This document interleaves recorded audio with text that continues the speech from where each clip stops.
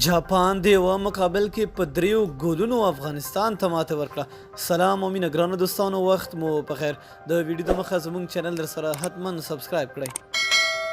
د فوټسال تر 20 کلنۍ ښکته لوبغاړه د آسیا جام سیالیو کې افغانستان په پیلوبه کې له جاپان سره لوبه د یوه مقابل کې په دریو ګولونو بایلوده. جاپان له دې بری سره د 2019 کال آسیایي اتلولي وګټله.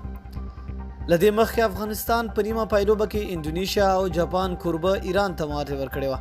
دغه سیالۍ د ایران په تبریز ښار کې ترسره شوې.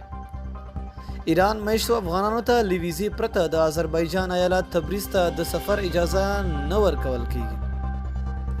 یو شمېر افغانانو تېره ورځ تبریز ته ځو له هشټګ سره د ایران له حکومته غوښتنه کړې وه چې اجازه ورکړي ترڅو هلته خپل افغان لوبغاړي له نږدې وګوري او هغوی یې وهڅوي.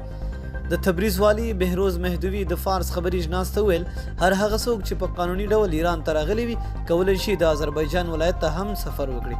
د افغانستان د فوټسال د ملي ټیم مینوال هم کولی شي په تبریز کې د خپل ملي ټیم د هڅونې لپاره هلته ولاړ شي او هیڅ ډول بندیز پرې نشته. ایران په تهران کې د افغان سفارت چارواکو بي بي سي ته ویل سره له دې چې تبریز ته د افغانانو ورتګ اجازه نه ده ورکړل شوې، په یو ډول تیاری نیول شوې چې افغانان وکړي شي خپل ملي ټیم وهڅوي.